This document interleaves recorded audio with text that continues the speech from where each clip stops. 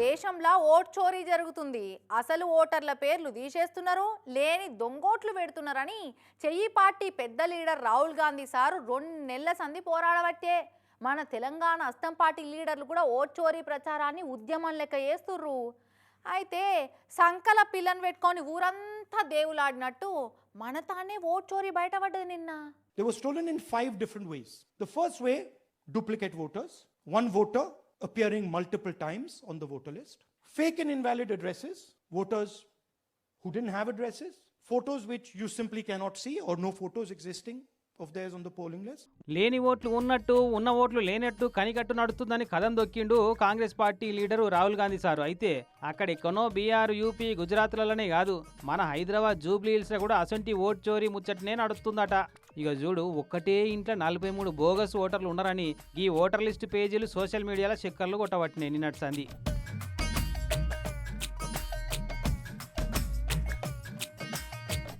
Jubilee hills by ఎలక్షన్లో గెలుస్తేందుకు కావాలనే చెయ్యి పార్టీలు ఈ దొంగోట్లు తయారు చేసిరని కారు పార్టీలు ఈ ముచ్చట బయట పెట్టిరట.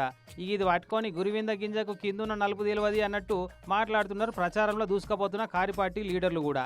ఈ ముచ్చటేరికై ఈ కేసును సుమోటోగా తీసుకొని విచారణకు ఆదేశించినట్ట పట్నం ఎన్నికల అధికారి cum GHMC commissioner Karnan sir.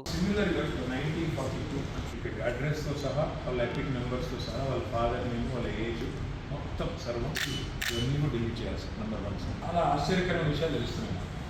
ఎంత సర్ప్రైజ్ అయినా చూసి 2-3 రకాల డిస్క్రిపెన్సీస్ ఉన్నాయి ఇందులో. అదేమో ఒకటి ఇవన్నీ అపార్ట్మెంట్ బిల్డింగ్ అనుకున్నాం మేము కూడా.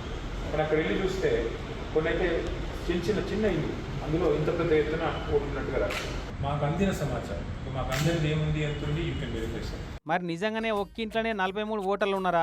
ఆ పని చేసిన వాళ్ళు ఎవరు? ఈ లిస్టు కొత్తదా పాతదా? అంత పెద్ద కుటుంబం నిజంగానే ఉన్నదా? అంత వట్టి ముచ్చటేనా అన్నది తేలవలసిన ముచ్చట. కానీ ఎన్నెన్ని అంతుపొంతు లేని వింతలుంటాయి చూడు మన ఓటర్ లిస్టులల్లా.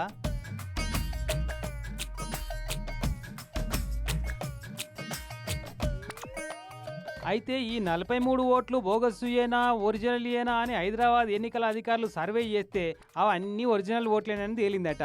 ఒకటే అపార్ట్మెంట్లో ఒకటే ఇంటి నెంబర్ మీద ఉన్న 15 ఫ్లాట్లలో ఉన్న ఓటర్లట వాళ్ళంతా. ఇక ఈ ఓట్లు ఇప్పుడు కొత్తగా వచ్చిన ఓట్లు కూడా కావట. 2023 అసెంబ్లీ, 2024 పార్లమెంటు ఓటర్ లిస్టులలో కూడా ఈ ఓట్లన్నీ ఉన్నాయట. కొత్తగా వచ్చిన ఓట్లు అయితే ఏం లేవు. ఇంకిలా పోయినోళ్ళు ఎవరైనా ఉంటే ఒకరిద్దరు ఉంటే వాళ్ళ ఓట్లు తీసేస్తాము, పక్కా ఒరిజినల్ ఓట్లే అని ఫుల్ క్లారిటీ ఇచ్చి పంచాయతీకి ఫుల్ స్టాప్ పెట్టేసిర్రు.